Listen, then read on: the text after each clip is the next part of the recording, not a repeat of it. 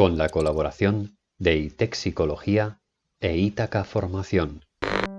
Muy buenas gente, ¿qué tal estamos? Yo, no muy bien porque me he quedado pillado aquí en el ascensor de mi casa, así que estoy aprovechando para hacer esta intro para matar un poco el tiempo y hacerlo todo un poco más original. El programa de hoy ha quedado muy bien, han venido 3 psicólogas a visitarnos y han respondido preguntas de personas legas en la materia, es decir, no entendidas, como yo o algunos de mis amigos que están en primero de psicología. Ha sido una charla muy nutritiva, yo personalmente he aprendido muchísimo, he podido empatizar más con ciertas cuestiones de la psicología científica y veréis que hay algunos problemas con la sincronización del vídeo y el audio. La verdad es que aún no somos expertos en el tema del OBS y el streaming, es un poco complicado y además no tenemos los recursos para que el streaming sea fluido del todo, entonces os pediríamos que si podéis aportar alguna ayudita a nuestro PayPal o suscribiros a nuestro Patreon, incluso Bizum también tenemos, sería una gran ayuda para que podamos mejorar las condiciones del streaming en Twitch y del programa en general. Pero al final necesitamos un mejor equipo para transmitir de mejor forma cuando hay tantas personas en la conversación y se hace todo un poco más difícil de procesar para nuestro equipo. Así que nada, os deseo muy buen programa, espero que os guste este formato y dejad en los comentarios si os ha gustado para que podamos hacer otros vídeos de este tipo en un futuro. Un abrazo, nos vemos.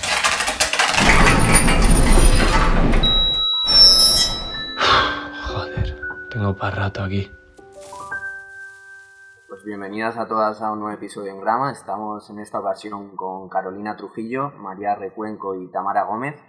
Y vienen a hacer preguntas a estas 3 psicólogas, Marc, Jordi, que ya le conocéis que es el editor del programa, y Sergi. Tanto Marc como Sergi son amigos de Jordi y nuestra intención en este episodio era básicamente que gente lega en la materia, que no estuviera muy familiarizada con el gremio, viniera a hacer preguntas, pero sí que es cierto que hay alguna un poquito más enrevesada, así que iremos intercalando todas esas preguntas con las que hagáis en el chat y alguna que nos ha hecho la audiencia por otras redes.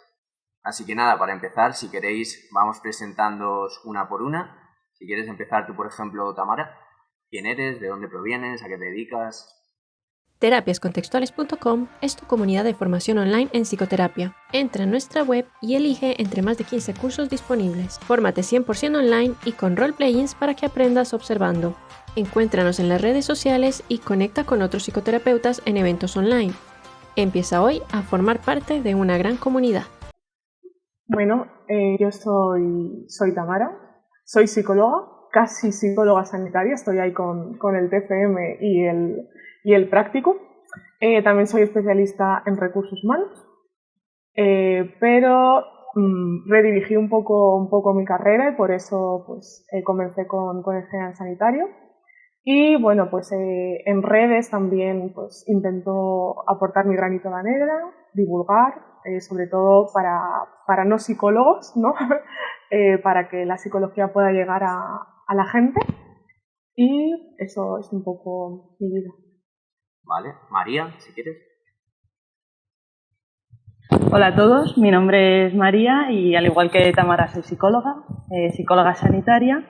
También me especialicé en análisis de conducta por el Instituto Terapéutico de Madrid, por ITEMA, y actualmente trabajo como psicóloga en Ítaca Psicólogos, y donde compagino, además del ejercicio psicológico, ¿no?, como psicóloga sanitaria, la docencia con los alumnos de prácticas de diferentes universidades.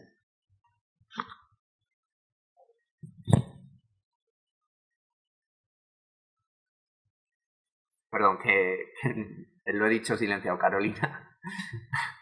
Bueno, pues, ¿qué tal? Soy Carol y soy psicóloga general sanitaria, también soy investigadora en la Universidad Autónoma de Madrid, en el equipo Acobeo.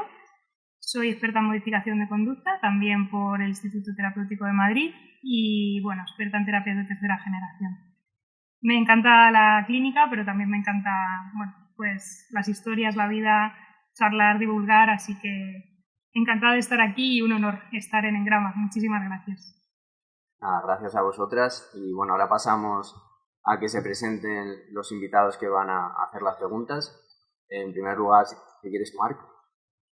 Vale, yo me llamo Marc, estuve estudiando 4 años en un grado en programación de videojuegos Y luego, a continuación, estuve un año trabajando y ahora he empezado a estudiar psicología también aquí en Barcelona. Y ahora mismo estoy empezando justo ahora el segundo año de psicología. Sergi. Sí, pues yo soy también del grado en videojuegos. Ahí conocí a Marc y luego básicamente estudié en la UOC durante un tiempo y luego es el primer año que estoy estudiando en la Blanquerna psicología también. Vale, y luego, bueno, tenemos a Luis y a Jordi, no sé si quieren añadir algo, pero al final forman parte de Engrama.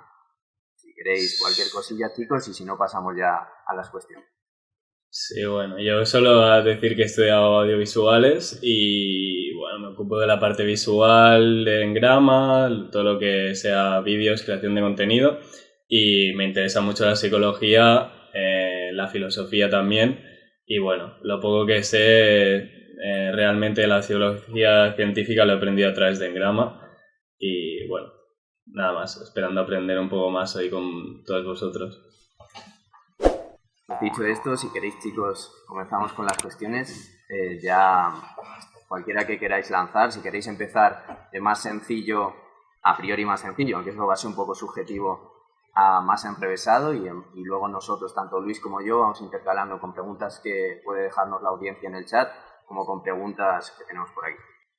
Sí, la verdad que tenemos bastantes preguntas pensadas, entonces quizás estaría bien pues que sea un poco dinámico y no alargarnos mucho, al menos hasta el final, hasta las que sean un poco más filosóficas.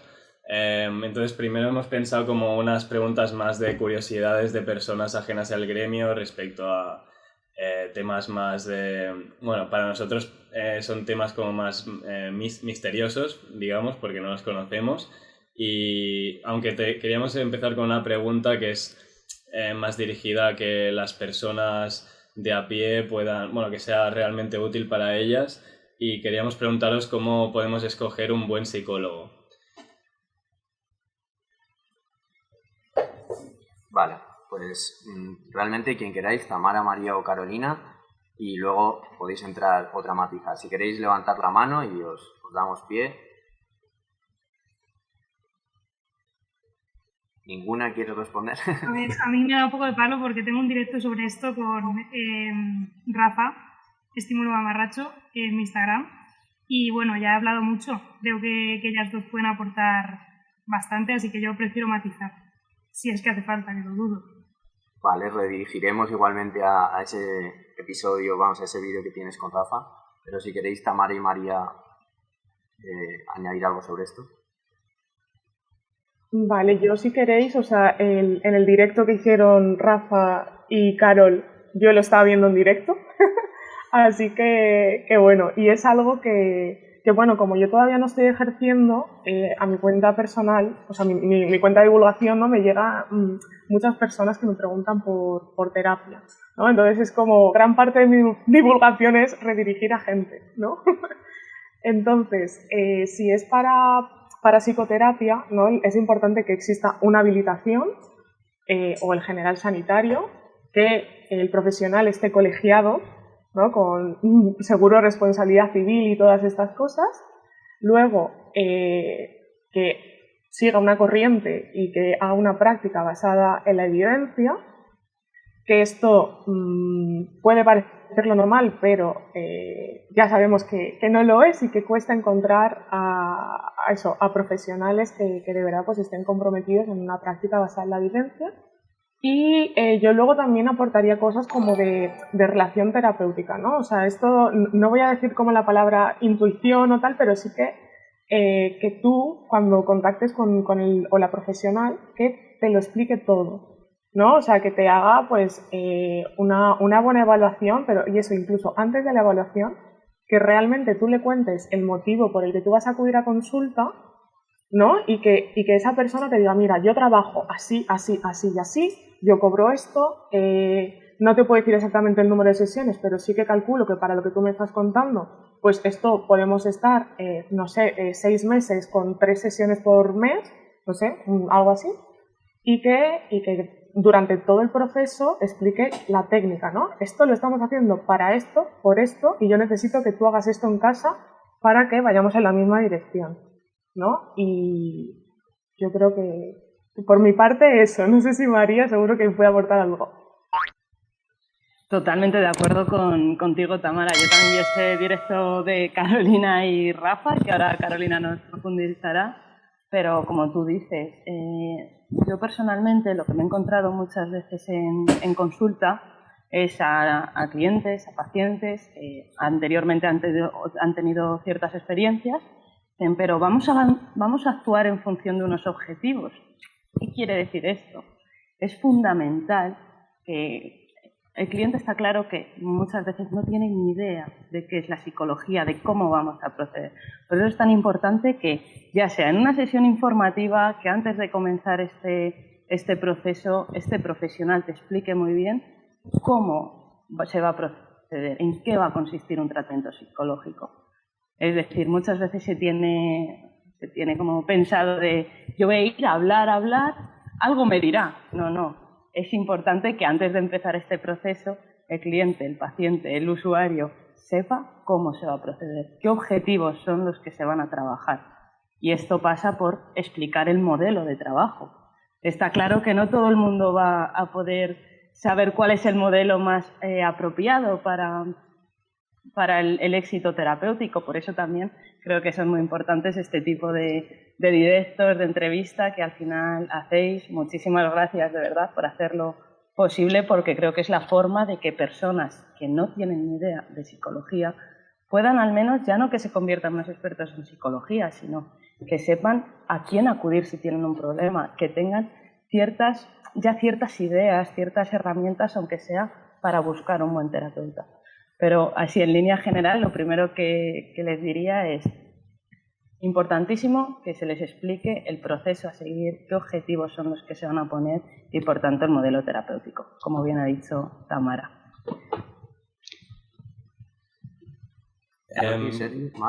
Bueno, es que tenía una pregunta para el final, pero ya que estamos la voy a añadir a lo que habéis dicho, porque hablando con Marcos me he dado cuenta de que muchas veces hay muchos psicólogos ahí fuera o mucho terapeuta que no sigue el modelo científico y que es considerado como algo muy nocivo por parte de la psicología científica.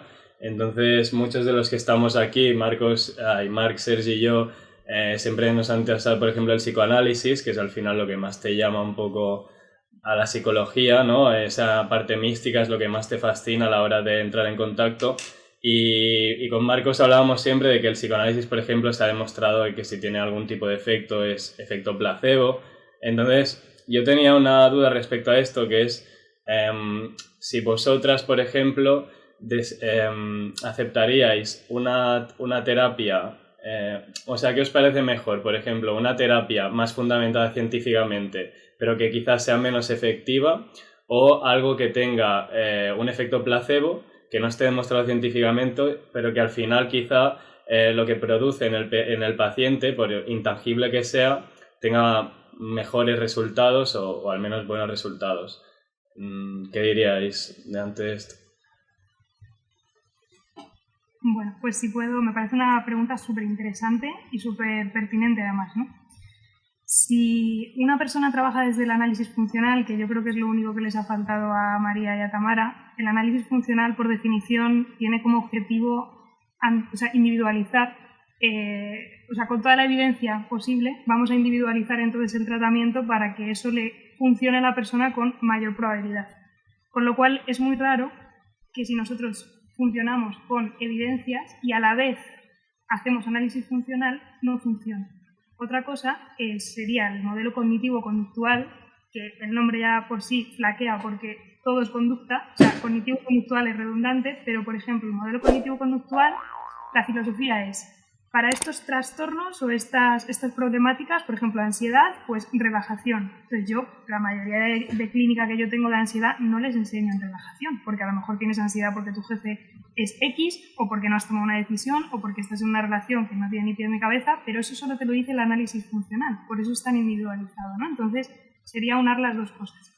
Tema psicoanálisis, yo creo que todo el mundo empieza por ahí, ¿no? O sea, es lo coloquial, es lo que vendes, el salseíto, luego haces un análisis funcional y ves todo el rato cajas y un montón de líneas y dices, pues bueno, por lo que me cuesta a mí hacer esto, pero se le solucionan los problemas a la gente, ¿no? Entonces, cuando haces ciencia hay una parte que es bastante más plana que la literatura. Eso no quiere decir que la literatura no sea interesante, pero el psicoanálisis nunca se fundamentó como ciencia, ni lo es. Entonces, el efecto placebo, pues también lo tenían los curas, lo tiene tu amigo de fiesta cuando te da un consejillo y te dice, venga, tío, ánimo. Pero el problema es, si hay eficacia, nosotros nos tenemos que preocupar desde la investigación por saber por qué hay esa eficacia, por qué hay algunos psicoanalistas buenos, por qué hay hay gente que hace MDR que son buenos, porque hay unos procesos de aprendizaje que ellos no saben, pero están ocurriendo. Lo que pasa es que la interpretación que ellos dicen es que se ha resuelto un conflicto, o es que por fin has desbloqueado una estructura mental X. Pero en el fondo es porque te has expuesto a algo que hace mucho que te daba miedo, porque has cambiado de forma de comportarte. Entonces, hay terapias que funcionan y no se sabe por qué, ellos, pero nuestra labor como analistas de conducta es ver por qué funcionan. Entonces, yo no me quedaría con eso, pero para investigarlo es súper interesante. A mí siempre me ha interesado ver por qué otros modelos funcionan, aunque ellos no sepan por qué funcionan. Y ese sería mi punto. No sé si te respondo o te he hecho más preguntas, pero... Un poco de las dos, pero sí, bien respondido. María. Bueno, poco más que decir de lo que ha compartido Carol. Bueno, por supuesto, cuando yo hablaba de modelo terapéutico, siempre desde este análisis funcional es importante no solo saber qué es lo que está ocurriendo, sino por qué está ocurriendo. Y al hilo de esto, yo lo que sobre todo quería ajustar es ¿a qué nos referimos entonces con efecto placebo? Una cosa es que no se sepa, como dice Carolina, que no sepan ellos el por qué esto está funcionando y por tanto se etiquete como efecto placebo. Pero ahí, desde el análisis de conducta investigamos, sí que vemos que están sucediendo ciertos procesos. Es decir, al igual que un psicoanalista, ¿no? Ahora que nos hemos referido al psicoanálisis, pero podríamos hablar de cualquier modelo terapéutico, al igual que un psicoanalista puede hacer que una persona mejore, que algo funcione y le están llamando efecto placebo, a lo mejor no es efecto placebo, vamos, seguro que no es efecto placebo, sino que se están poniendo en marcha ciertos procedimientos que este profesional desconoce. Esto es lo que se critica desde el análisis de conducta, no que esto se realice, sino que no se entienda el por qué está funcionando, el qué es lo que está ocurriendo. Ha dicho Carol, un cura. Antes los curas eran los psicólogos. ¿Esto es casualidad? No. Tampoco es casualidad que mucha gente desde lo más coloquial diga, si es que a mí una charla con un amigo es mi mejor terapia. Ojo, todo esto no es que sea placebo, sino que se están poniendo en marcha unos procesos que por eso es tan importante el análisis funcional, porque nos está diciendo por qué esto se está poniendo en marcha. Luego está los tratamientos basados en la evidencia.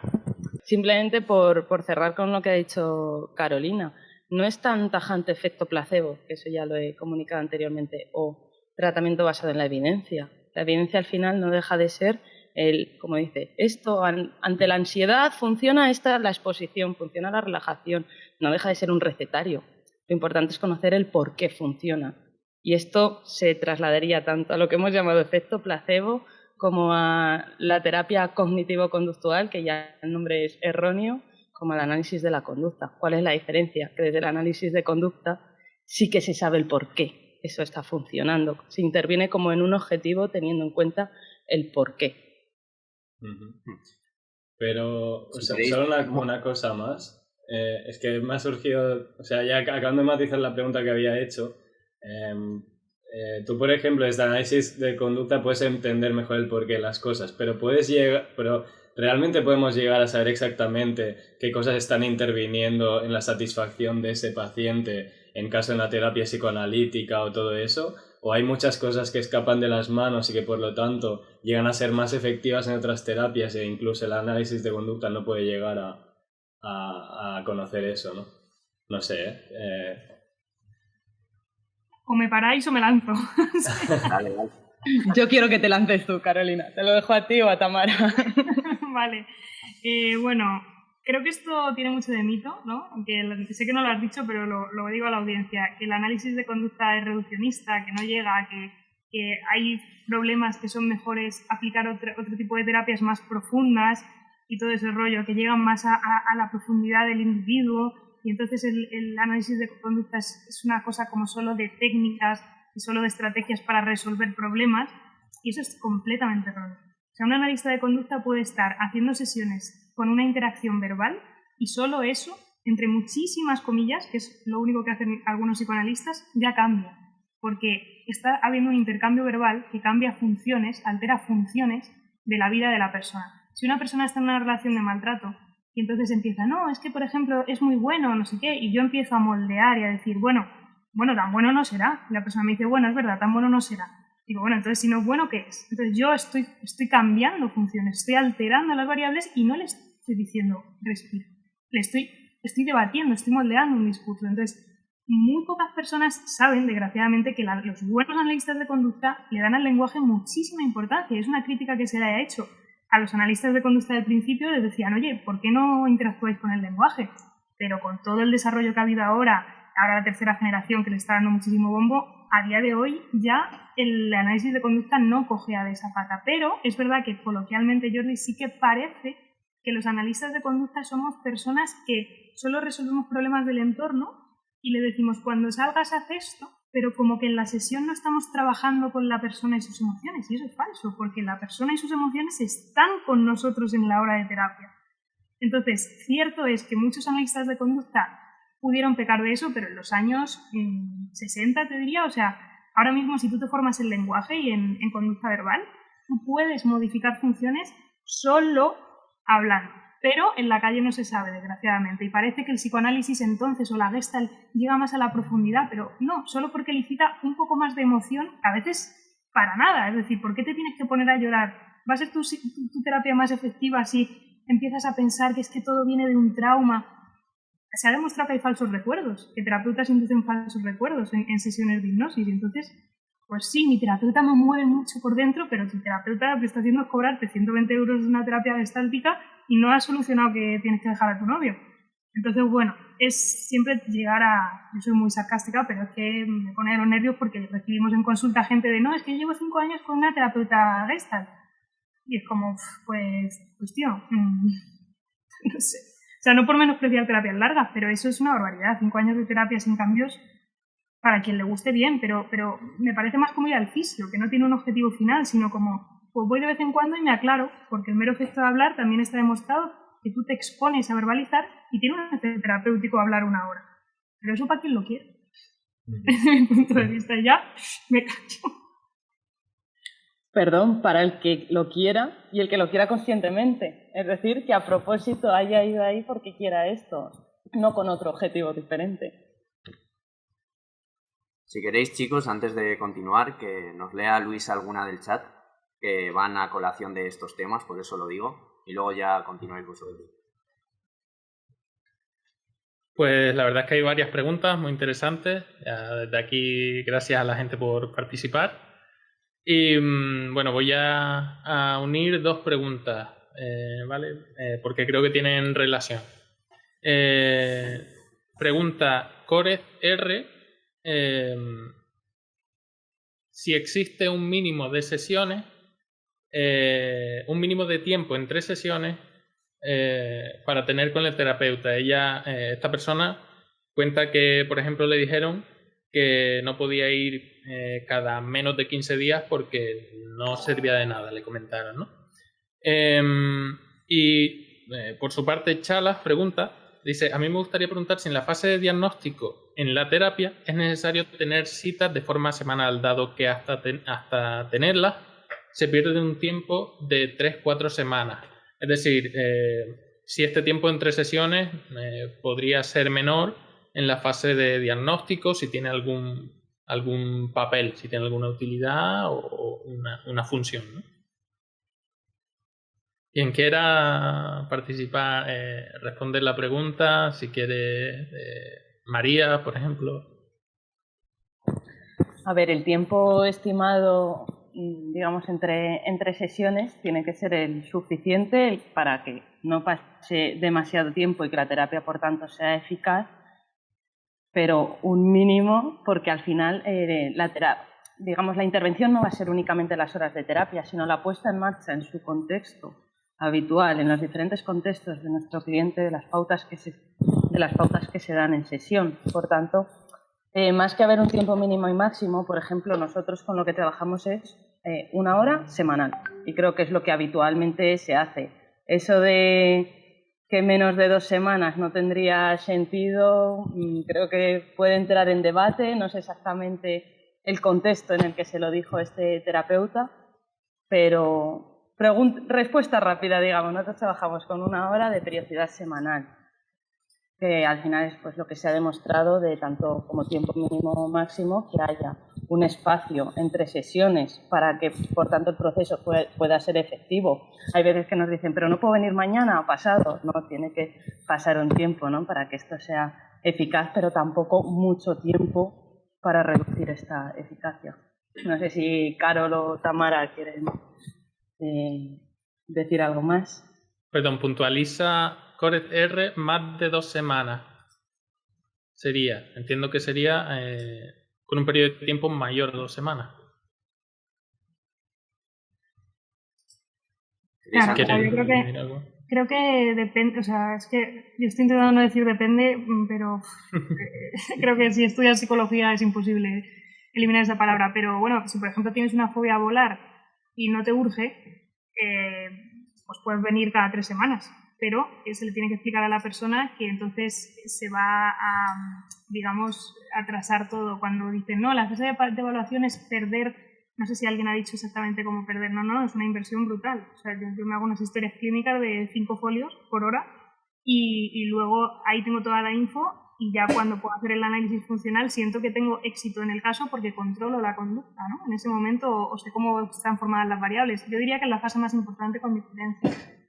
Aunque siempre se siga evaluando cómo va todo, para mí la fase de evaluación es la más importante. Y además, para hacer una alianza terapéutica fuerte, si la persona se lo puede permitir, lo ideal es empezar semanal, pero vamos, que si es una fobia a volar, la persona está bien, o si es algo más de desarrollo personal, de oye, no sé qué hacer con mi vida, pero no tengo prisa porque me estoy dando un año sabático.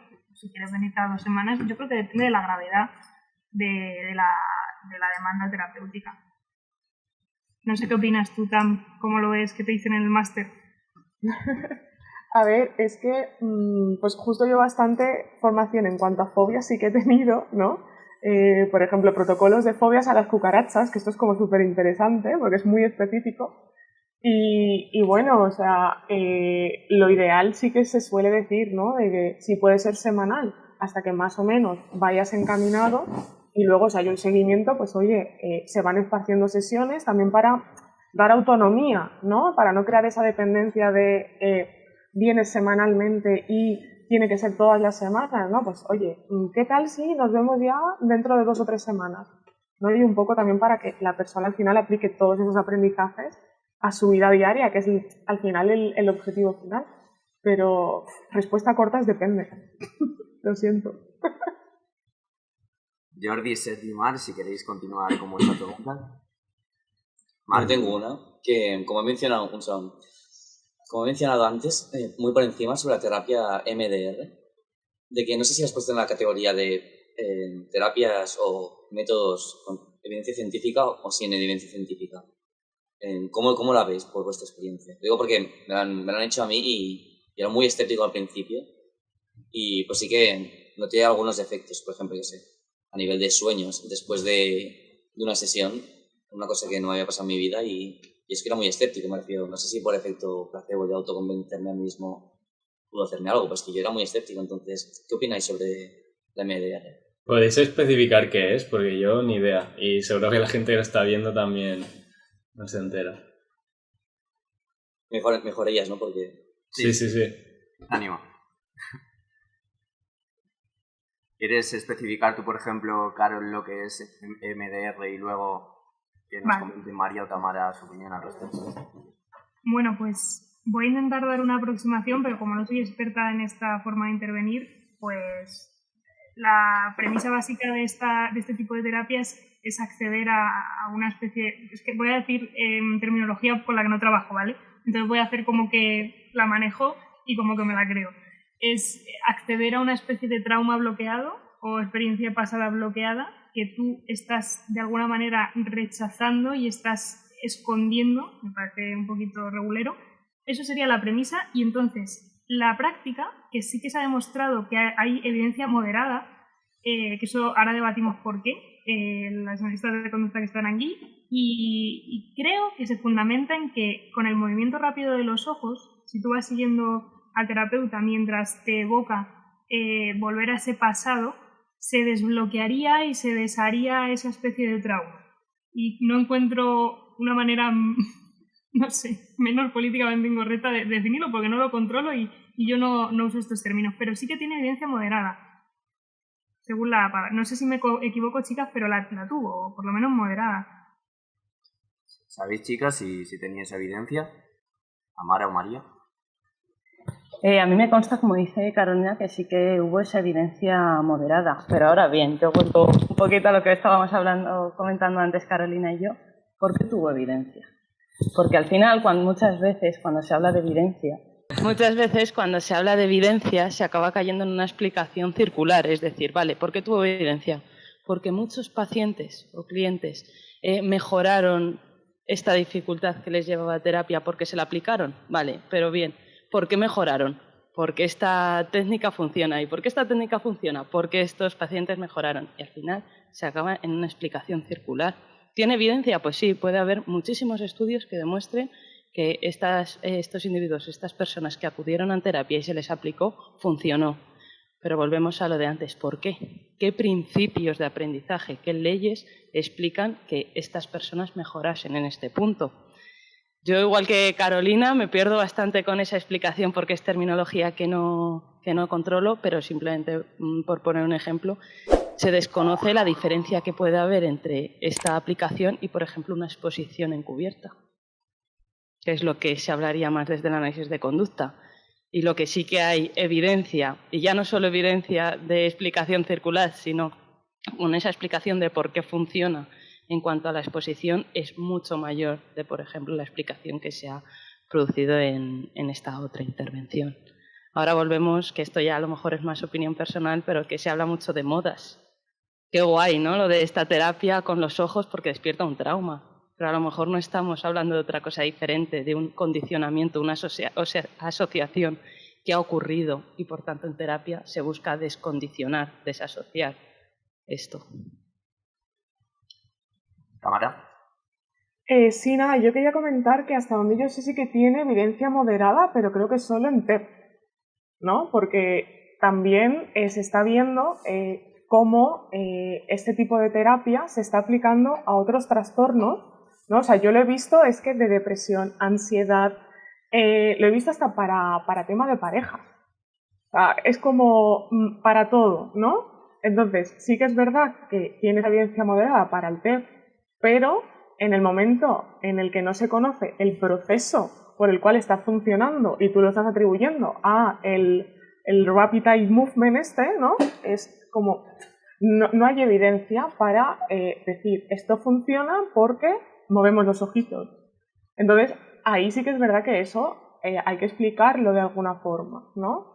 Y ver eso ¿no? Carol lo sabe mejor, ¿no? De qué procesos, ¿no? De no simplemente esta terapia funciona, sino dime por qué, ¿no? Porque si no, al final, pues es eso. Y luego el tema de moda, la pasta que vale certificarse. Y ahí, según he visto, bueno, es como que hay varios niveles, qué tal, y eso, que no hay evidencia suficiente para decir que es un enfoque válido para cualquier aproximación, para cualquier trastorno o pues eso. Yo lo cogería con pinzas, pero vaya, que no soy experta tampoco, pero con pinzas. Siguiendo un poco con esto de las modas, quería meter una pregunta que nos hicieron por redes sociales, que es básicamente, que además va muy con la coña típica del nombre nuestro del canal, de qué es el eneagrama, y además estos chicos, me consta que también les va a gustar si abro el melón de los test de personalidad y de toda la evidencia y demás que puede tener todo esto. Si quieres, Tamara, ¿nos puedes decir qué es el eneagrama? ¿Tiene alguna utilidad esto? A ver, pues esto es otra cosa en la que no soy experta y no tengo intención de serlo, ¿vale? Pero básicamente el eneagrama es una teoría de la personalidad, ¿no? Y lo que hace es dividir la personalidad en 9 eneatipos. Creo que son 9, ¿no? Entonces, pues son 9 numeritos y cada numerito, pues es como, para mí es un poco el equivalente a decir, mira, uno es Capricornio, el otro es Aries, el otro es Géminis, el otro es tal, ¿no? Podemos hablar aquí del efecto Forer. Y básicamente, pues eso, creo que no se conoce el origen, es como teorías, o sea, en culturas orientales y tal, pero es otra cosa que está muy de moda, sobre todo iba a decir entre coaches, pero es que también en psicólogos lo he visto, y hasta donde yo sé, no hay ningún tipo de evidencia, y sí, mi amiga Andrea, que es doctoranda en personalidad, ella no ha visto nunca un paper sobre eso, ¿vale? Entonces, de personalidad, pues está el Big Five, ¿no? Los 5 grandes. Bueno, también si hablamos desde el análisis de conducta, podemos criticar el constructo de personalidad, pero esto creo que daría para otro episodio, pero básicamente el eneagrama, evidencia, no. Jordi, Sergi, ¿queréis añadir sobre los test? Marc. Bueno, si quieres, Sergi, que antes quería decir algo y no quiero... Bueno, yo lo que quería comentar antes iba en la otra línea del debate, que era lo que estábamos llevando anteriormente. Pero bueno, sobre los test, nosotros somos muy fans de un tipo de test basado en el Big Five, supongo que lo conocéis, que no sé si también parte del psicoanálisis, digamos, pero a nosotros nos ha... Espera, que me estoy escuchando doble. A nosotros nos ha ido muy bien realmente porque hemos aprendido a conocer más a nosotros mismos y también a otra gente a través de este test, ¿no? Y era un poco quizás saber vuestra opinión, ya que nosotros, digamos que no es como una ley de vida, pero sí que nos basamos mucho en eso para conocer a la gente y demás, y es algo que es bastante útil. No sé qué opináis. Sí, o sea, matizando también lo que él ha dicho, empezó también como un juego de chavales interesados en la reflexión, en la psicología, entre comillas, y a medida que fuimos descubriendo ese test, bueno, pues nos gustaba porque al final nos ayudaba un poco a describir como si tuviéramos un pack de adjetivos, que es cada tipología de la personalidad para cada persona que conocemos, y saber un poco qué podemos esperar de esa persona, etc. O sea, hemos llegado a tal punto de conocimiento del test, que es el MBTI, son 16 personalidades, que ya solo a veces es más complicado, pero con hablar un rato con una persona ya sabemos identificarla en cualquiera de ellas, y luego si alguna vez ya le hemos probado de hacer el test, esa persona normalmente ya acertamos con la personalidad que le va a salir, ¿no? Y es curioso porque cada persona somos únicos y muy distintos, pero sí que es curioso cómo la personalidad puede ser categorizada en distintas partes, ¿no? Y para mí es como una especie de bloque de adjetivos para que escriba una persona, al igual que podemos dividir las personas entre, no sé, guapas, talentosas en ciertos ámbitos, altas, bajas, no sé. Esas categorizaciones de personalidad son como mucho más completas, ¿no? No quiere decir que las personalidades sean X o Y, o sea, eso es solo una especie de nomenclatura acerca de las personalidades, una nomenclatura concreta, ¿no? Pero a nosotros al menos nos ayuda porque, siendo personas que nos preguntamos mucho sobre el mundo, sobre la existencia, sobre cómo actúan las personas, pues bueno, nos ayuda a entender un poco mejor a los perfiles, ¿no? de cada quien. Yo estoy totalmente de acuerdo con lo que planteáis, en tanto que son etiquetas que ayudan a predecir más o menos cómo se puede tratar a alguien. Pero es eso, o sea, es muy atractivo. Yo también recuerdo en primero de carrera, en segundo, que cuando lo conocí era como wow, y hice el test, y concretamente este del que habláis, yo ya lo he hecho bastantes veces a lo largo del tiempo por curiosidad, porque lo que planteaban mis profesores era que la personalidad es bastante estable. Y entonces yo pasé de INTJ a ENTJ. Entonces me hice extrovertida, ¿no? Entonces eso está a favor del análisis de conducta, en el sentido de que tú, si quieres, te puedes proponer cambiar de personalidad, que lo que nosotros entendemos como personalidad son repertorios básicos de conducta, es decir, muchas conductas que llevan reforzadas mucho tiempo, y entonces es más probable que te comportes de esa manera porque en ese saquito de cosas Normalmente van juntas, pero eso es por un modelo estadístico. Si os gusta saber predecir a alguien, es mejor que aprendáis de análisis funcional, porque eso puede ser una guía, pero no siempre. O sea, no siempre que una persona es introvertida según ese modelo va a rechazarte un plan, por ejemplo, ¿no? Entonces, el problema de ese tipo de test, que aunque sí que son predictores de ciertas cosas, o sea, para un autoconocimiento no está mal, y luego cuando te lo relaciona con estos famosos son no sé qué, pues es súper guay, pero igual que el psicoanálisis también supuestamente te enseña a descubrir tu personalidad. Pero quien puede predecir mejor cómo se va a comportar alguien más que un test es una persona que haya visto un análisis funcional de la conducta, porque al final, si todos nos metemos en cajitas, hay partes que no cuadran. A lo mejor sí que son modelos más o menos que sí, pero hay una excepción que a lo mejor ese modelo no lo sabe explicar y un analista de conducta sí sabe. Entonces, depende de para qué. Si queréis echar el rato y decir, pues mira, yo soy como Steve Jobs y ahora soy como Margaret Thatcher y entonces he cambiado en estos 2 años, pues no está mal, ¿no? Pero para clínica no, por ejemplo. O sea, yo no pasaría un test jamás para saber si mi cliente es más extrovertido o dirigente o pues, un montón de categorías así súper fancy, pero yo me lo tomo como la super pop, que es como, bueno, que bien, que qué guay, que sacas tu modelo de personalidad, pero el modelo de personalidad puede cambiar según tu ambiente, que eso es lo que quería transmitiros. ¿Y para qué lo usáis? ¿Para conoceros a vosotros mismos? También podéis ir a terapia para conoceros a vosotros mismos, pero desde luego no va a ser tan guay, no va a ser tan divertido, ¿no? Entonces, ha ganado mucho este test. A mí me gusta hacerlo, pero creo que a mí me conoce mejor mi psicóloga que esos tíos. No sé si me explico. Así que bueno, no quiere decir que no tengan validez predictiva porque lo desconozco, a lo mejor sí, pero ¿para qué? ¿Para un estudio de grupo? Porque para análisis individual no lo sé. Pero vamos, que es muy guay, ¿eh? Eso sí que... Sí, yo creo que también hay que saber usarlo, ¿no? No hay que cegarse por estos tipos de test. Está claro que no lo vas a poder usar en clínica, pero en la realidad, o sea, es curioso ver cómo tomas esas herramientas y tú mismo aprendes un poco a dirimir cuándo el test puede serte efectivo, divertido o cuándo te está jugando en contra, ¿no? Porque si te formulas una imagen muy cerrada de una persona a través de ese test, estás boicoteando tu visión sobre ella y la relación que vayas a poder tener, ¿no? Pero en cambio otras veces pues quizá te ayuda a comprender ciertos actos de la otra persona, te ayuda a prever ciertas cosas que podría llegar a ocurrir, ¿no? Cuando eres un amante del control como nosotros. Pero no se mantiene estable, Jordi, perdona que te corte, porque sí. Puede ser que esa persona cambie de trabajo y ya no es sí y es que. O sea, eso está muy guay para un momento de la vida concreto, pero si alteras alguna variable, escapa de tu control. ¿Sabes lo que te digo? Porque como estamos realmente en... Bueno, vale, Marc, adelante. No, simplemente para matizar que esto de la variación sobre el tiempo de la personalidad es algo que, como yo soy el que más tiempo lleva con esto de los test, el que más fascinación me he tenido realmente, yo también he observado eso y también me daba, incluso en mi propia persona, observé que yo pasé de ser un test, o sea, un tipo, cuando empecé la universidad, al anterior, muy distinto al que soy ahora. Por ejemplo, cuando empecé, yo tendría que ser cero empático y cero emocional, y ahora se ve que sí que lo soy, ¿no? Por ejemplo.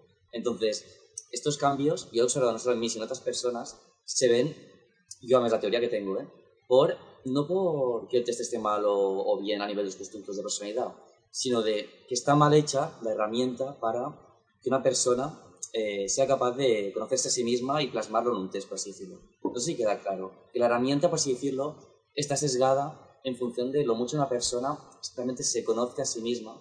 Y claro, en eso en ciertas etapas de la vida cuesta. Por ejemplo, si eres más joven y más adolescente, estás todavía formando tu personalidad, tu identidad, y eso en etapas más largas de la vida ya es todo más estable. Entonces, yo creo que esa diferencia se puede ver por eso. Porque al principio, por ambiente o lo que sea, tienes cosas que todavía desbalances y luego más, sí, con un poco de suerte, si maduras correctamente, ¿no? Y asentas bien tu personalidad, entenderías ahí sí que es un constructo más estable. Al menos lo que yo he observado. Simplemente quería matizar eso. La ciencia ya sé. No, yo matizando lo de Marc, diría que realmente, desde nuestro punto de vista, los cambios de personalidad que el individuo tiene en función del test, realmente a través del propio test serían justificables y podrías entender el por qué se ha cambiado esa personalidad, ¿no? Digamos, sería un poco al final eso. Y también a nivel de funciones cognitivas, porque a veces te podrías comportar de cierto método, de cierta manera, un poco contraria a tu personalidad real o actual del momento, y a través de las funciones cognitivas que el propio test te brinda también podrías analizar por qué se ha producido este cambio. Simplemente matizar eso. Pero bueno, que entiendo vuestro punto de vista perfectamente. Bueno, las funciones cognitivas, para que no sepas, ya es más rollo junguiano, ¿no? Carl Jung, el que las postuló y eso ya es todavía más profundo, eso sí que pues muy interesante. María, ¿habías levantado la mano? Sí, a ver, yo simplemente, bueno, lo primero, me ha encantado esa reducción de Carol de comparar estos tres con la Superpop, me parece maravilloso y creo que muchas facultades están chirriando, pero es que es totalmente así en el sentido de que hay un factor, una pregunta que tenemos que tener siempre clara antes de hablar de este tipo de test, y es que es la personalidad. O sea, yo con todo esto al final llego a la conclusión de que muchas veces se habla de test de personalidad sin tener en cuenta lo que es la personalidad, entendiendo la personalidad como ese conjunto de comportamientos de conducta. Pero no nos olvidemos de lo que es una conducta. Ojo, conducta desde el análisis de conductual, que mucha gente estará pensando, sí, pero la parte humana, ¿no? La parte interna, que ya de sobra no vamos a volver a entrar en el asunto, se ha demostrado que también es conducta. Pero si vamos a entrar, porque es un público distinto, perdona María, hay un artículo de Steve Fraser que se llama ¿Qué es conducta?, donde explica de una manera muy bella y bastante humana y metafórica por qué todo es conducta. O sea, que yo estoy cansada de, no, es que todo es conducta porque sí. No, todo es conducta y lo podéis ver en un artículo donde Fraser lo defiende de luxe. Luego, si queréis en grama que lo ponga por ahí. Sí, lo ponemos por aquí, que además Steve Fraser, que bueno, vino a un episodio, creo que es de las personas que, siendo muy entendido y erudito en todos estos temas, divulga bastante entendible para un público general. Si queréis alguna cosa, Tamara, o chicos, pasar a otra pregunta.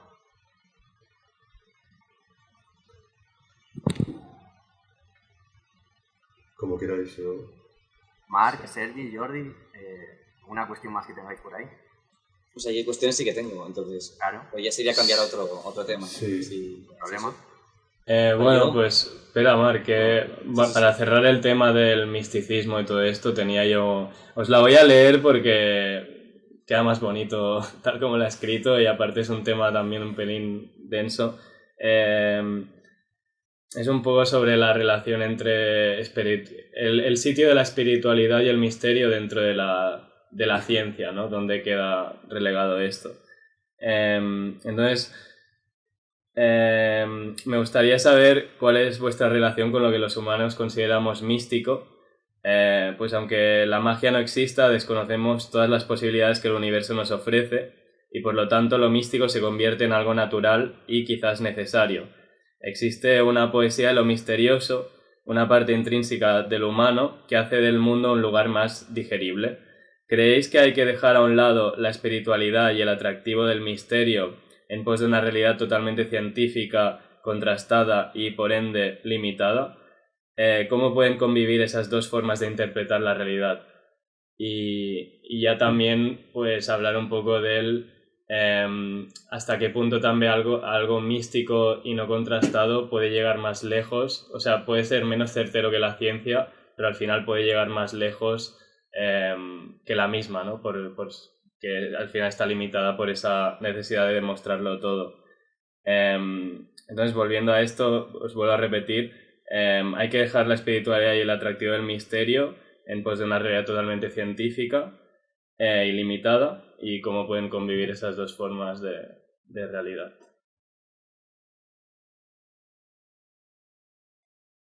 ¿Sientes mucho, Carolina? ¿Quieres empezar?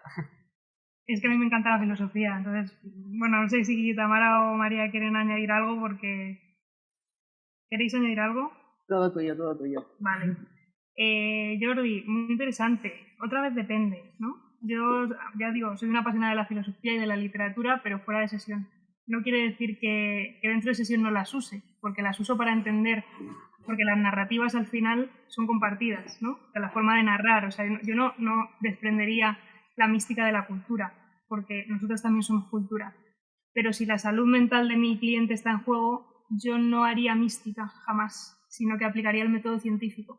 Eso no quiere decir que no estén interrelacionados de alguna manera, porque somos humanos, ¿no? Y al final la ciencia es un conjunto de conocimientos donde se sacan leyes de forma sistemática, contrastable, estructurada, pero todo eso de más lejos, más profundo, yo creo que es erróneo en el sentido de, sobre todo, la palabra digerible. Que cada uno entienda cuál es su análisis funcional y su historia, te lo hace más digerible que, por ejemplo, decir que tú tienes un conflicto con tu padre y que no se puede saber cuál es, que eso es mucho más esotérico, ¿no? Pero yo creo que las dos se complementan, pero para la clínica, que al final las tres son clínicas, cuantas más narrativas conozcas de la vida, mejor, y no tienen que ser narrativas científicas, porque te ayudan a entender el ser humano, porque también somos historia, somos formas de narrar no estructuradas, pero para una consulta no. Te puede ayudar a entender, te puede ayudar a comprender el ser humano, pero si tú realmente quieres comprender cómo se va a comportar tu cliente, no puedes entrar en el mismo registro. Y creo que a lo mejor hay psicólogos que saben hacer excelentes análisis funcionales y no pueden enfrentarse a una persona, porque carecen de esas habilidades pues, que se llaman empáticas, de recepción, de historia, de... Bueno, no un buen científico es un buen psicólogo, necesariamente, sino que también se tiene que nutrir del mundo. Pero para sacar a alguien adelante tiene que ser por la ciencia, porque es como si le dices a un farmacéutico que qué opina de la alquimia, que también hay algunas hierbas medicinales que pueden estar muy ricas y que no están demostradas. Entonces ahí tienes que dejar a la persona que elija a qué tipo de profesional quiere ir, porque puede ser que algunas terapias conductuales puedan parecer más aburridas, que las mías no lo son, porque si no me aburriría yo también, pero hablamos también mucho de filosofía, siempre y cuando ese hablar de filosofía ayude al objetivo de mi cliente. Es decir, si es una persona que no sabe qué hacer con su vida, yo puedo adquirir una forma de hablar como haría Schopenhauer y puedo citarle, pero no me puedo basar en las premisas de Schopenhauer del libro del arte de ser feliz para mi cliente. No sé si me explico. Para mí es fundamental la literatura, pero tiene que estar encajada mucho en una base muy técnica y que sea muy pertinente que yo ponga ese ejemplo. A mí me sirve, pero no es necesario. No sé si me explico. Y sí, entiendo. Y fuera de la consulta, entonces, ¿la espiritualidad tiene un papel importante para ti o como persona de ciencias, bueno, para vosotras en general, o para una persona de ciencias se reduce al mínimo, ¿no? Como, o sea, una persona que busca solo esa visión totalmente contrastada de la realidad y que supongo que tiene un misterio hacia las cosas que desconoce, pero que solo se agarra como a esa limitación de lo que hemos podido descubrir o evidenciar. ¿Tamara? Sí, que a mí aquí también se me ocurre decir, claro, a veces asociamos espiritualidad solo con cosas místicas, ¿no? Pero espiritual también es, por ejemplo, preguntarse por qué sentido tiene mi vida, ¿no? ¿Qué quiero hacer con mi vida, ¿no? Como este tipo de cuestiones que las podemos alejar un poco de la mística, y sí que es verdad que si, por ejemplo, Carol sé que también tiene formación en tercera generación, ¿no? En aceptación y compromiso, los valores también los podríamos considerar como una parte espiritual, ¿no? Al final de a dónde quiero dirigir mi vida, qué es para mí importante. Y al final, o sea, no todos cultivamos esta parte mística de, pues no sé, si tú tienes un cliente que de repente dice, yo es que medito todos los días media hora y voy a yoga y es que me viene súper bien y yo tengo cristalitos en casa y hago movidas con los cristalitos y me va súper bien.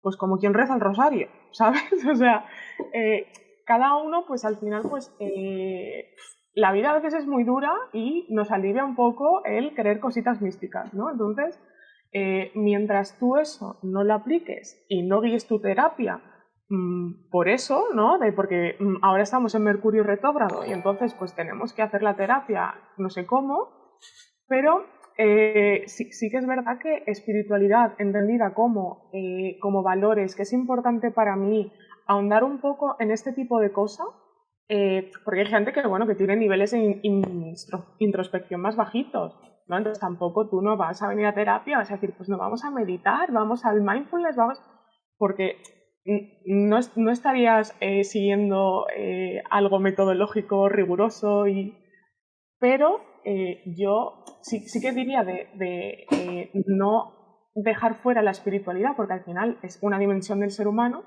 pero tú estás haciendo un análisis funcional y no estás teniendo en cuenta los cambios cósmicos, ¿vale?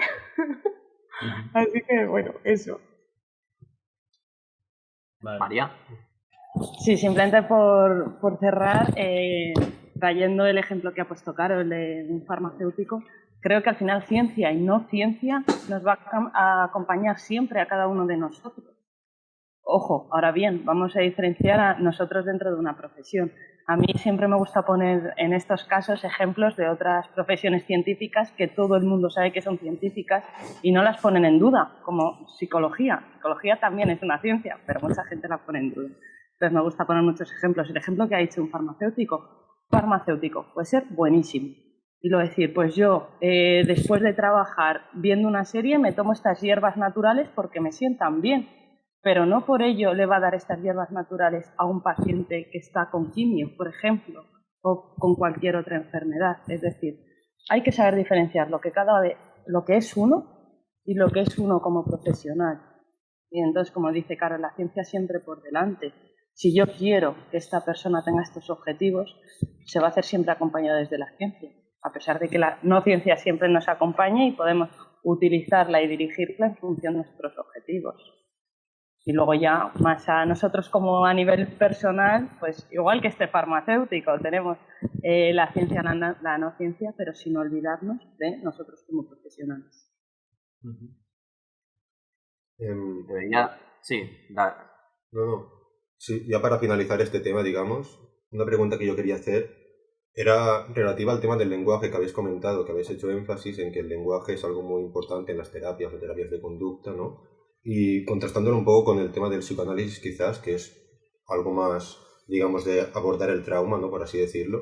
Entonces podríamos estar de acuerdo en que personificando mucho, digamos, individualizando mucho para algún determinado individuo, quizás sí que es mejor un abordaje más propio del psicoanálisis para tratar por ejemplo, una persona que a nivel verbal no tenga mucho desempeño, digamos, que tenga cierto problema, y a través de ese psicoanálisis, de ese método más místico, digamos, poder no desbloquear, simplemente hacerle entender más que por el propio abordaje de una terapia conductual, por ejemplo, ¿no? Digamos, que es un poco volver a lo mismo, que simplemente quería cerrar con eso y no sé. Sí, yo en relación a esto también, es que tenía una pregunta muy similar, que es, por ejemplo, a esas personas que a lo mejor tienen cáncer, ¿no? Escuché también una persona que había estado en tratamiento, casi no se levantaba del sofá, etc., escuchó que si tomaba cuerpos alcalinos, que sé que al cáncer no le gusta esto, por así decirlo, y tomó pues una botella de agua con limón y no sé qué sales.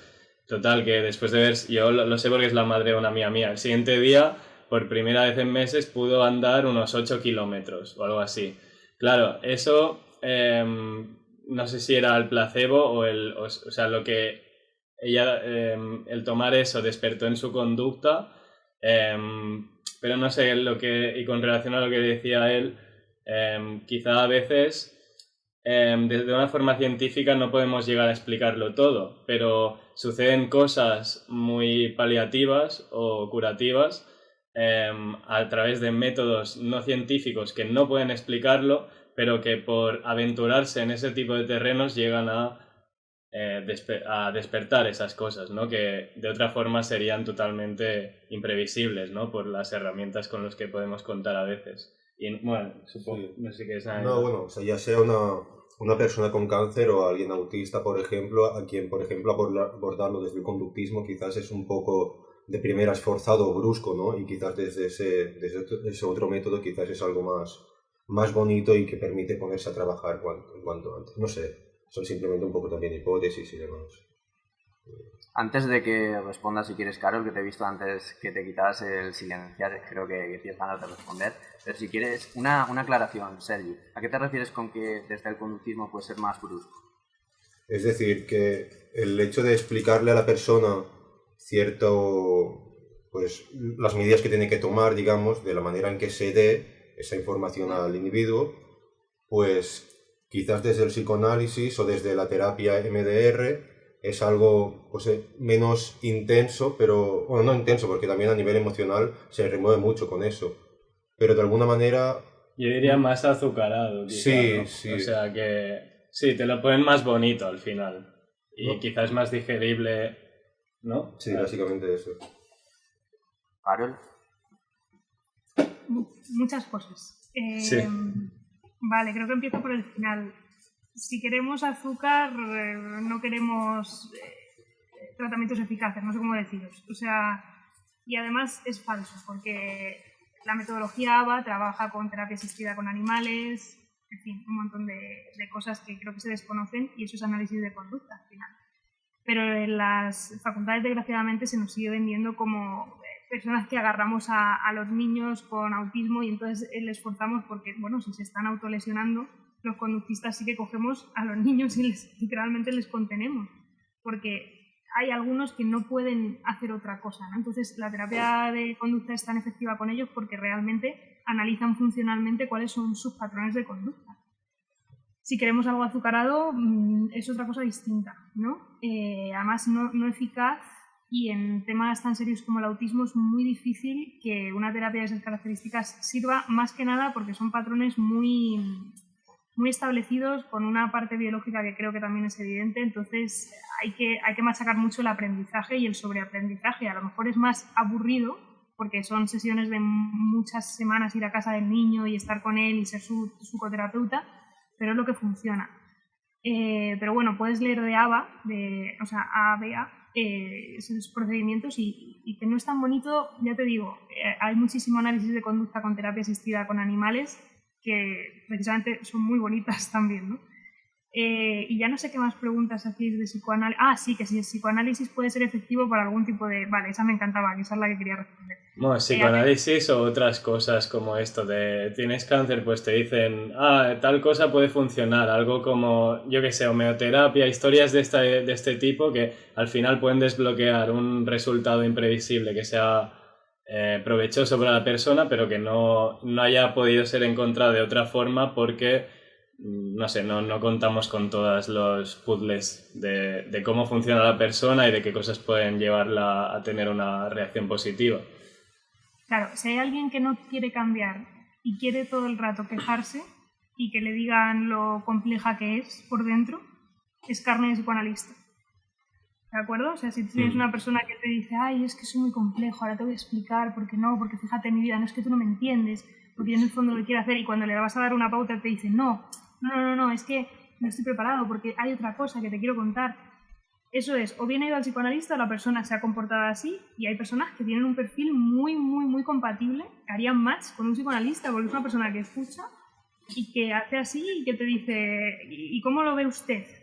Y ni siquiera te está mirando a la cara. Entonces hay personas que están encantadísimas de escucharse y encantadísimas de resolverlo por ellas mismas y de tener un espacio donde hablan. O sea, que puedan encajar, vale. Que sirva para resolver algún problema, no. ¿Vale? Entonces, igual que hay una persona que le puede encantar la interpretación y entonces el psicodrama puede parecer que es mejor para él porque el psicodrama es hacer unas estructuras físicas donde entonces, y se desbloquean muchas cosas, cuidado, se explican por principios de aprendizaje, pero sí que tienen cambios. Pero pueden liarla, porque como tú no controlas todas las variables y son más arbitrarias, es decir, si yo tengo una escultura de mi padre que era autoritario y de repente le muevo la mano, esto se hace en psicodrama, ¿no? Entonces yo de repente puedo explotar a llorar porque esa mano me recuerda a otra cosa y yo como terapeuta no sé lo que estoy haciendo si le muevo la mano. Entonces es bastante más arriesgado proceder desde ahí que no medir todas las variables, porque si metes arte o metes cuerpo, puedes, las terapias psicoanalistas y humanistas al final despiertan muchas emociones porque no controlan variables. Entonces las personas explotan porque tienen otras asociaciones que tú no sabes. Sin embargo, los analistas de conducta no nos la jugamos a soltar un estímulo ahí, a ver cómo te siento, ¿no? Pero vale. Por eso a mí me parecen peligrosas, porque a veces se abren cosas que luego no cierran, y eso, ya con esto. María. Sí, simplemente al hilo de lo que ha dicho Carolina, que también está en la concepción de muchas veces del análisis de conducta de, como decíamos antes, de no se parte de las emociones. Ahí hay una diferencia. Muchas veces se tiene el concepto de que es que resolver un problema psicológico es despertar emociones, y no tiene por qué ser así, de hecho no suele ser así.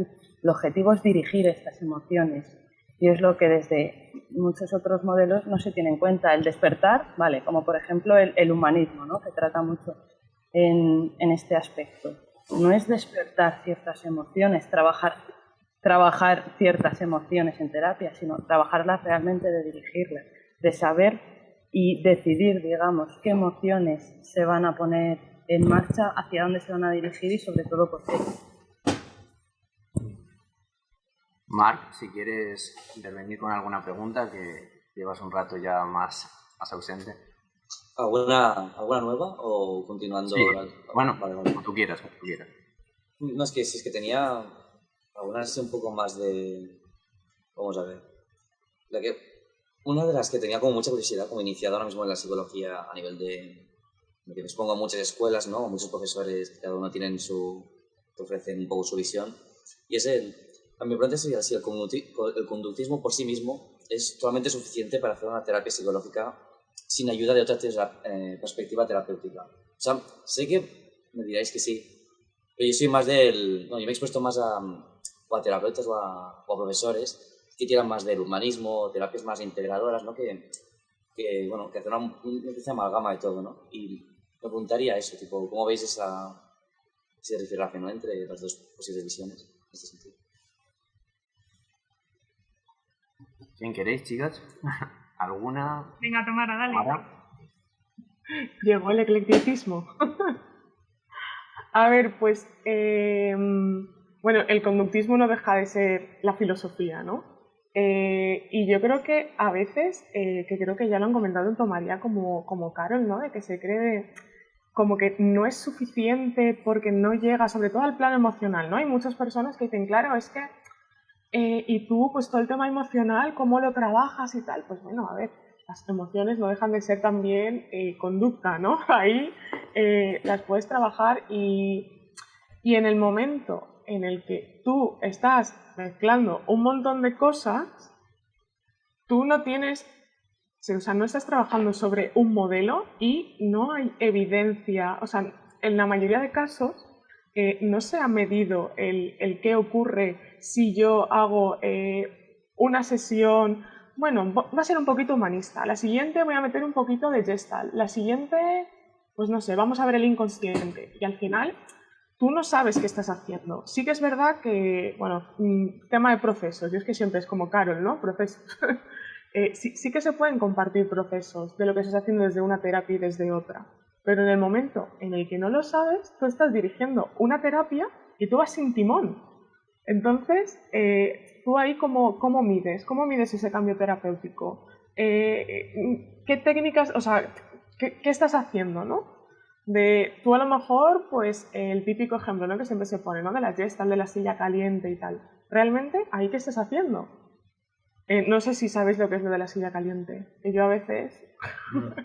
Bueno, sobre todo en temas de duelo, ¿no? Es como el exponerse, ¿no? O sea, es como que la persona, a ver si ahora la voy a liar yo, ¿eh? Pero es sobre todo tema de exposición, ¿no? Y al final, pues eso. ¿Cuál es el proceso? Pues exposición, pero claro, es que el tema de mezclar cosas... No sé, chicas, ¿qué pensáis? A ver, yo diferenciaría mucho, lo que ha dicho Tamara, a la funcionalidad y la morfología. ¿Qué ocurre cuando se habla de integración, de terapias integradoras? Como dice Tamara, ¿no? Pues hoy un día de psicoanálisis, hoy un poco de humanismo, ¿no? Hay que tener una base sólida común, que es el proceso, el objetivo que queremos conseguir, en este caso, en esta sesión con esta persona. Vale, pues queremos, por ejemplo, descondicionar esta emoción, modificar, hacer un moldeamiento en cuanto a estas verbalizaciones. Ojo, vale, podemos utilizar diferentes técnicas, diferentes morfologías que hayan podido ser más etiquetadas en un modelo, más etiquetado en otro, pero no integración en cuanto a modelos, no, sino integración en cuanto a diferentes morfologías en una misma función. Si puedes, María, ya que este episodio pretendemos que sea eso para un público más general, ¿ya explicarnos qué es eso de forma y función? Vale, sí. Pues función, sobre todo, lo que especialmente Carolina y yo nos referíamos al principio, del por qué actuó, por qué está sucediendo lo que está sucediendo en el paciente y, por tanto, qué técnicas, sobre todo, qué procesos en concreto voy a aplicar en en consulta para solucionar este problema, ¿no? Como esa funcionalidad en el sentido del objetivo, digamos, de mi comportamiento, de mi actuación como psicólogo y, por tanto, mediante estos procesos. Ahora bien, estos procesos no deja de ser como esa explicación científica. Luego está el cómo se hace. Pues aplico una técnica de exposición, que me imagino que esto todo el mundo ha oído alguna vez hablar de esto, o de relajación. Eso es más como la morfología, ¿no? Como la técnica en concreto que se hace, pero siempre dentro de ese mismo objetivo. Es decir, yo, por ejemplo, puedo tener un objetivo de reducir la activación, reducir esta ansiedad, para que lo entienda la gente mejor. Puedo aplicar diferentes técnicas. Como decía Carol, puedo aplicar respiración si veo que es pertinente aplicar esta técnica, pero también puedo aplicar a lo mejor, ahora mismo no se me ocurre ninguna respecto a esto, pero alguna que pueda ser más común en otro tipo de modelo, como el humanista o gestal o psicodrama, pero siempre que sea para el objetivo que el terapeuta tiene claro.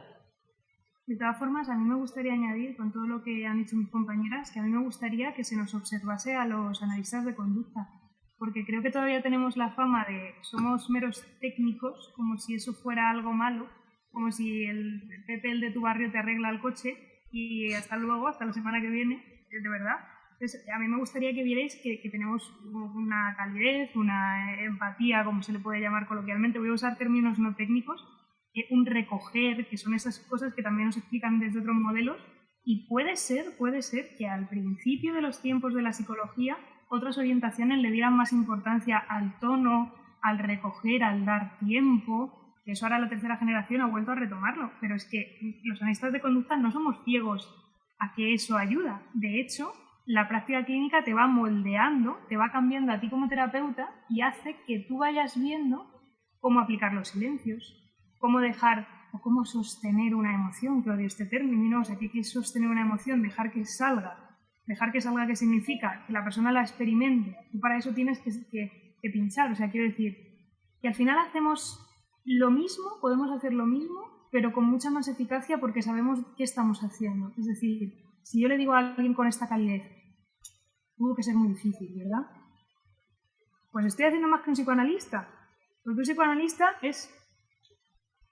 O sea, al final, que por hablar más somos más técnicos o por no rascar tanto ciertas emociones somos menos profundos, es mentira. Porque muchas de esas terapias rascan más de la cuenta. Es decir, tú para superar a alguien no necesitas llorar cada vez que vas a terapia. No hace falta. No quiere decir que no funcione, no hace falta. Pero puedes hacer el proceso largo de llorar cada vez que vas a terapia. Igual que un amigo tuyo puede ser mejor amigo porque te echa mucho la bronca y otra persona te lo dice con mucho más tacto y es más directa. En fin, que hay mucho mito, ¿no?, arraigado. Pero a mí me gustaría que se nos vieran nuestras sesiones para que no se nos viera como muy bien esta semana aplique la respiración 2 veces. O sea, es que me muero de la risa porque yo hay infinitas sesiones donde no aplico técnicas y sencillamente estoy con la persona ahí.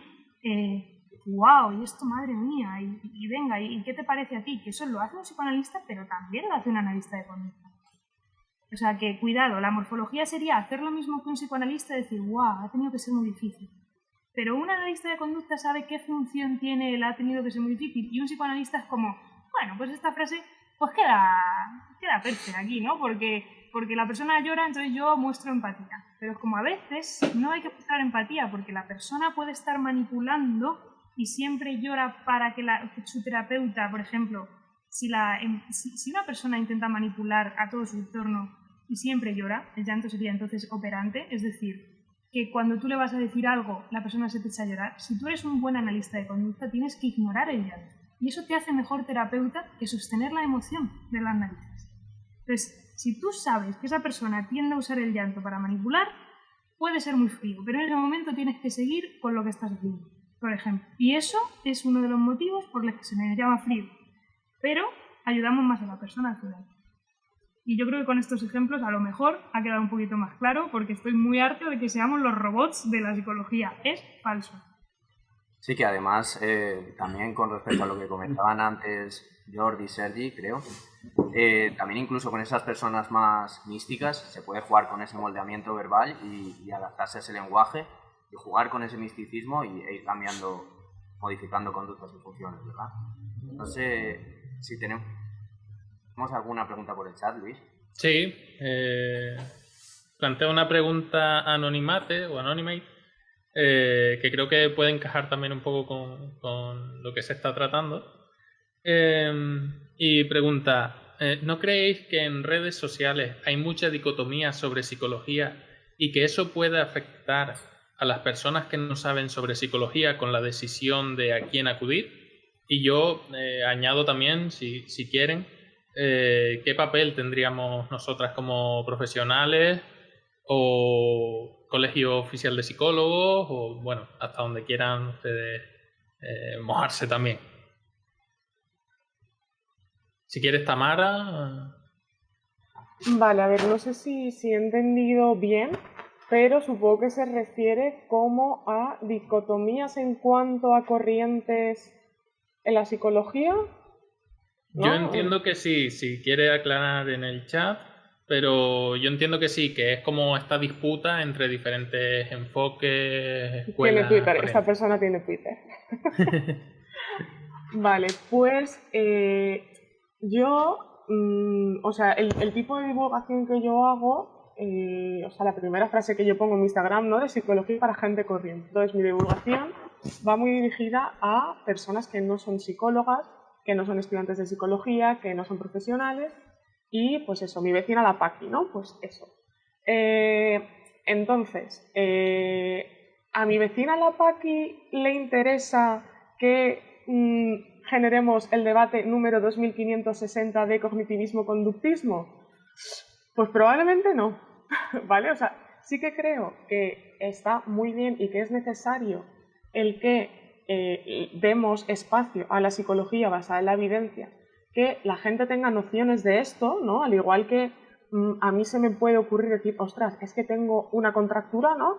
¿Qué hago? ¿Acudo a un fisio, a un osteópata o a un masajista que hace Reiki?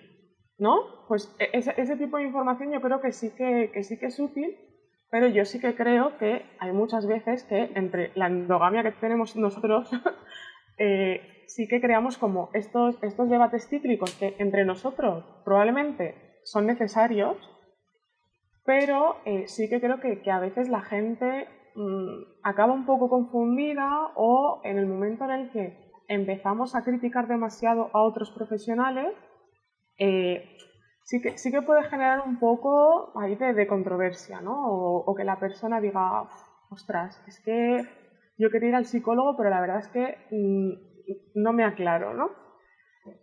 Entonces, no sé. Ni tampoco sé si he respondido, o sea, si he respondido a la pregunta, ¿eh? Porque no me quedaba muy clara la pregunta, pero... Sí, yo creo que está genial. Yo creo que iba por ahí. Además, aclaró luego, pues eso, esos debates de conductistas, cognitivistas, interconductistas, etc. Si queréis, como ya se nos va acabando el tiempo, luego tenemos otro episodio que grabar, Jordi, Sergi y Marc, podéis ahora lanzar una serie de preguntas así que tengan una respuesta un poco más rápida o las que queráis cribar y seleccionar las mejores y vamos cerrando en poquito. Perfecto. Bueno, yo no... A ver, no me quería marchar sin hacer una pregunta, no sé si es de respuesta rápida y seguramente me la conteste Carolina. Pero bueno, después si queréis, o sea, pensar algunas así más rápidas y las tiramos para el final de todo. Quería preguntar, pues no sé, siempre he tenido mucho conflicto con esto de saber si consideraríais la ciencia un sistema de creencias y si también la consideráis un lenguaje o una forma de expresión de la realidad aparte de otras, ¿no? Y quedaos con esto de si es un sistema de creencias y un lenguaje. Y quería preguntar también, a ver si lo tengo por aquí, si la ciencia puede convertirse en una especie de ente o institución superior que determine cómo debemos pensar correctamente cuál debe ser nuestro pensamiento acerca de la realidad, cuál debe ser incluso nuestra opinión más correcta, puede o debe convertirse en una especie de sistema totalitario en pos de un acercamiento matemático a una verdad absoluta. Y olé. Bueno, yo creo que esto da para otro episodio de psicología, filosofía y epistemología. Sí. Y yo estaré encantada de ir o de charlar contigo, pero bueno, yo creo que, vamos, la ciencia es un conjunto de conocimientos que se obtienen desde un plano muy concreto y con una sistematicidad concreta. Que la ciencia está contextualizada en un contexto concreto, valga la redundancia, político, filosófico, y que va cambiando igual que cambiamos nosotros, también. Que la ciencia tiene limitaciones, también. Pero cuando decías que si puede ser totalitarista, me recordaba como un poco al Mundo Feliz y a 1984, ¿no? Creo que toda ciencia tiene como objetivo hacernos la vida más fácil. Y puede ser que haya gente que se pervierta, como con todo. Al final es un sistema, es una forma de hacer las cosas, ¿no? Y eso puede pervertir según qué. Pero es otro sistema más. Es decir, habrá personas que no quieran basarse en la ciencia y quieran no vacunarse o quieran... Bueno, pero la ciencia es según cómo tú la uses, es una herramienta, es una forma de proceder y de conocer el mundo. Y habrá personas que prefieren la literatura y está bien. Pero lo de si se puede convertir en un totalitarismo depende de la gente que haga uso de ella y del poder que tengan esas personas también. Y del respeto o no, imagínate que alguien es científico y adquiere un cargo de poder y se convierte todo en una tecnocracia. Pues bueno, al final yo te recomiendo la novela de Walden 2 de Skinner, donde todo entorno es controlado. Es una sociedad que al principio era distópica, bueno, distópica no, utópica, porque salían las cosas bien en el libro, y era todo bajo los principios de aprendizaje conductistas, de análisis de conducta, de cómo sería la crianza de los niños, que no solo son los padres, sino que todos se hacen cargo, cómo poner el trabajo según un sistema de reforzamiento. Y ahora hay sociedades que son Walden 2, o sea, y no les iba mal. O sea, me refiero que depende, ¿no? No sé si, porque esto da para 3 horas de debate, sí. Pero puede ser, o sea, la ciencia puede ser totalitaria, puede ser, seguramente lo haya sido en algunos momentos de la historia, pero no es un problema de la ciencia, es un problema del uso de la ciencia y sus limitaciones. Sí, es que más que nada mi conflicto es sobre el hecho de si la ciencia se basa en algo científico y por lo tanto verdadero, todo lo demostrado, entonces nada puede estar por delante de esto, nada puede superar la ciencia y, o sea, caben otras creencias dentro de la propia tolerancia dentro de la sociedad, pero en realidad desde la arrogancia científica del yo tengo la razón, porque a veces, no quiere decir que todos sean arrogantes, pero sí que a veces palpo una cierta arrogancia en ciertos científicos del yo sé. Y por lo tanto se posicionan como en un escalafón superior respecto a todo el mundo lego, como decís, que no es entendido en estos temas, ¿no? Y por lo tanto a veces me puede llegar a parecer peligroso, ¿no? Porque todo lo que no esté demostrado puede ser totalmente descartado y llegar a ser mal visto incluso. Pues fíjate, yo creo que un buen científico, una buena científica no te diría yo creo esto porque la ciencia lo demuestra, sino de momento creo esto.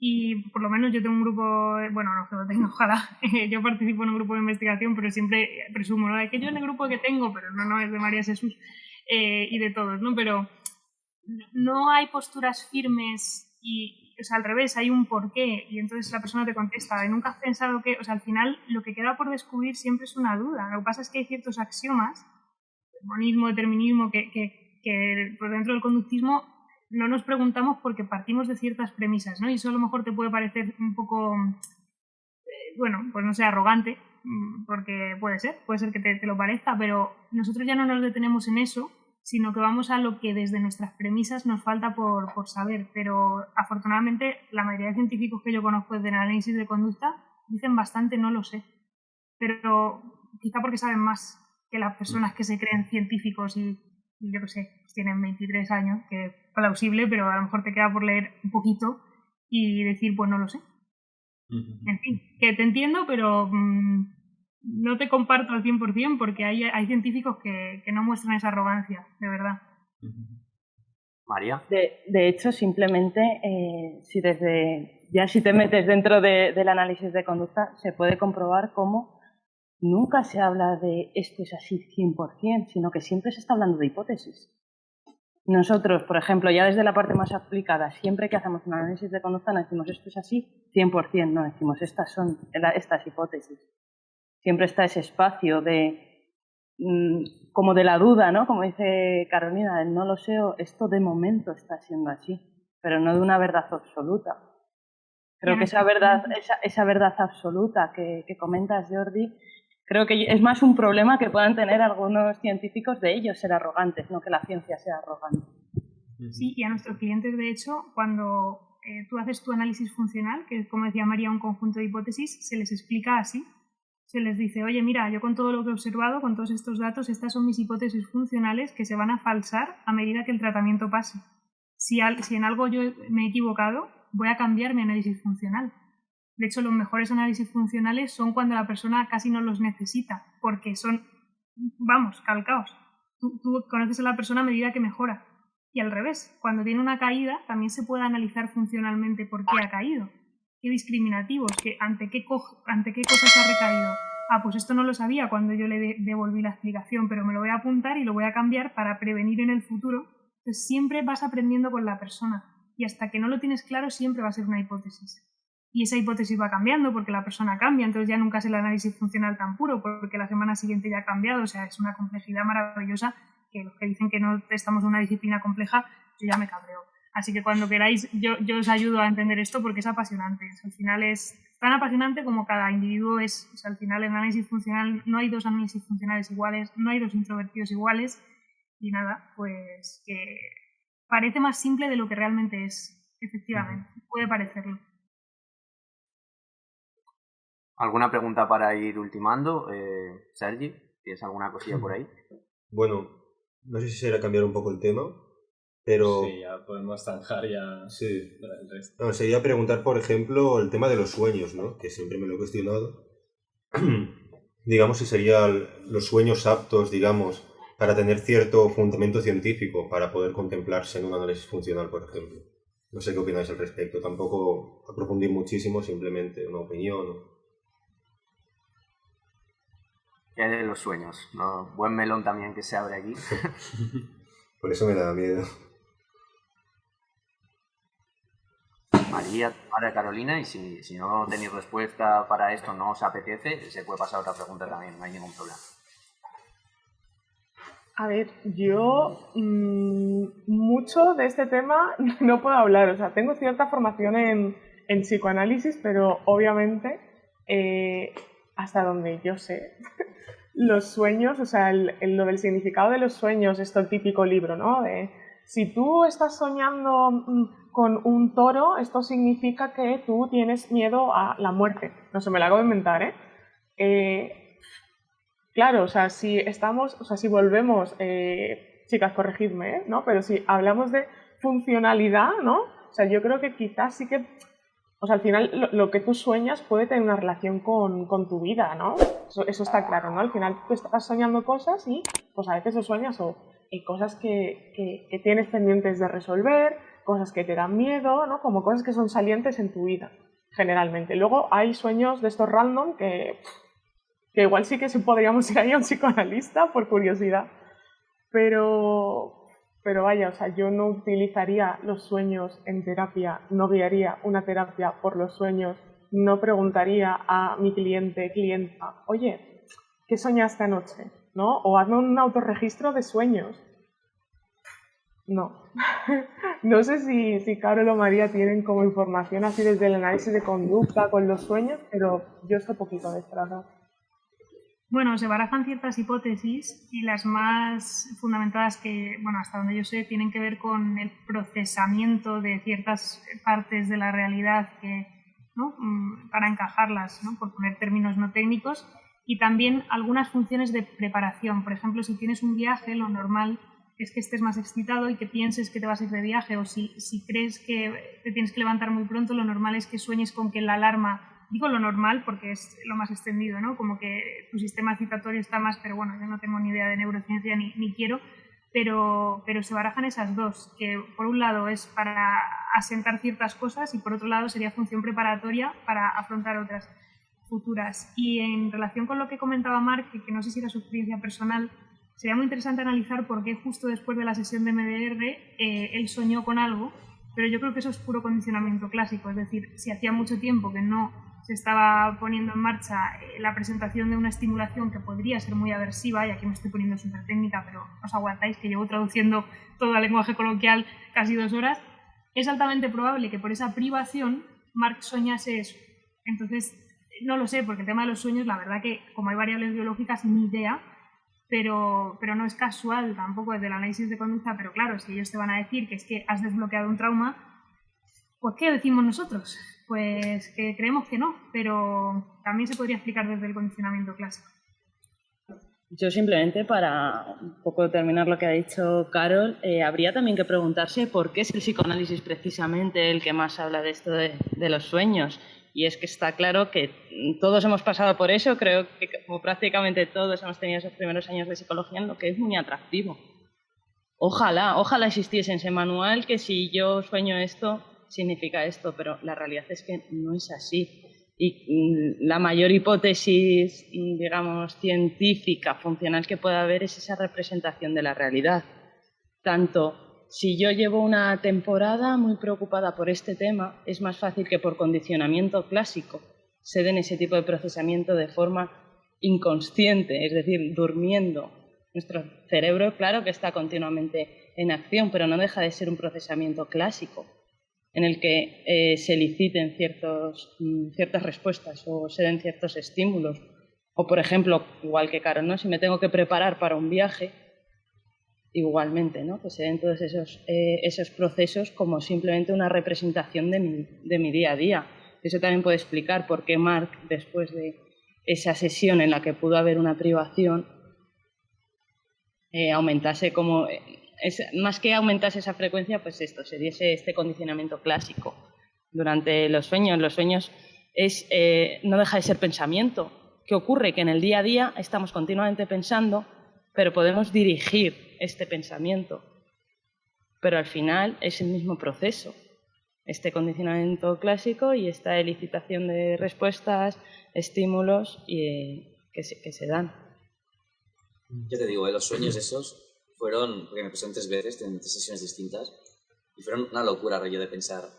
Llevo semanas soñando, o sea, películas enteras. Por eso es que fue muy interesante. Tipo, no tengo respuesta ni nada, pero fue interesante. Por eso que no sé si el movimiento ocular hace algo, pero es interesante estudiarlo. Porque... Ojo, aquí yo sin tener igual de neurociencia ni idea, también el movimiento ocular. ¿Tú esos días cuando dormías, digamos el sueño era más profundo? También puede ser una explicación de la fase REM, la fase no REM, ¿no? Y lo que se comenta. Me mido el sueño con una de estas apps y sí.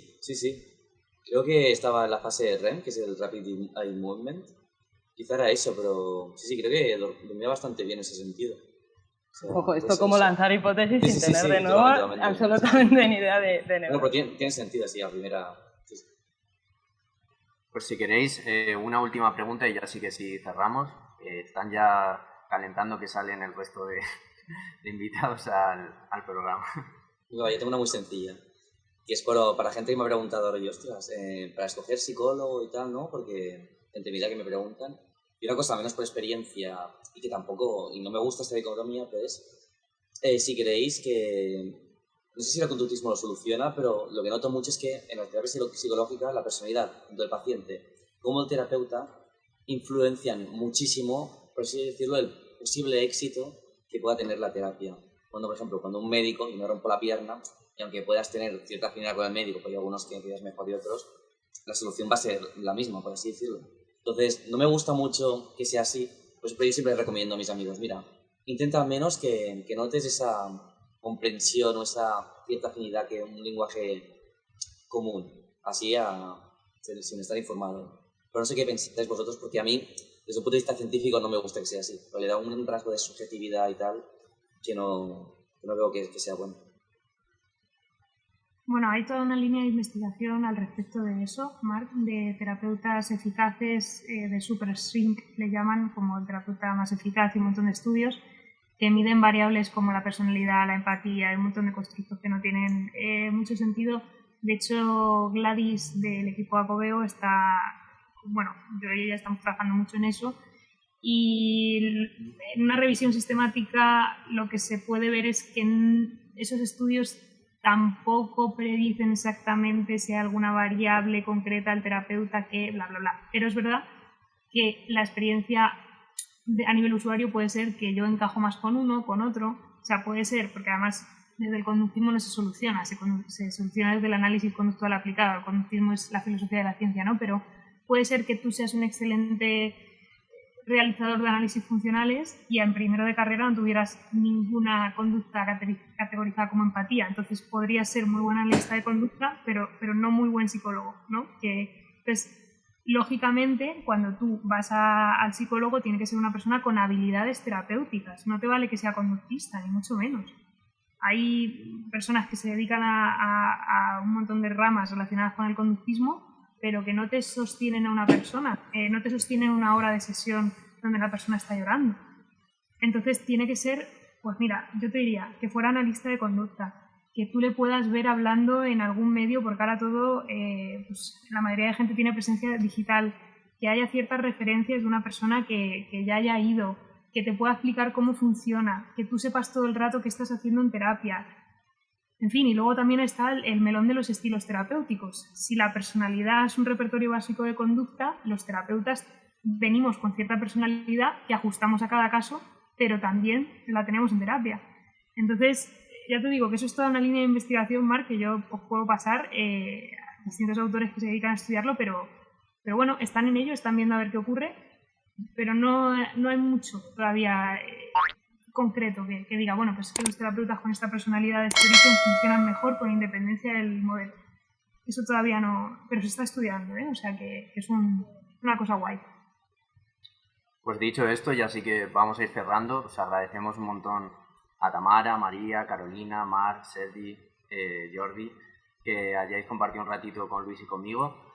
Y bueno, sé que se han quedado muchas preguntas en el tintero, tanto del chat, que no paran de preguntar de vez en cuando cosas, como de Jordi, Sergi y Marc, pero podemos hacer una segunda parte más adelante si queréis. Hoy pues no tenemos más tiempo, pero ha sido un placer. Gracias. Muchas gracias a todas por las preguntas y por estar aquí. Eso, muchísimas gracias a vosotros por invitarnos y yo por lo menos encantadísima de una segunda parte en la que podamos contestar a todas estas preguntas que se han quedado. Sí. La lista es larga, sí.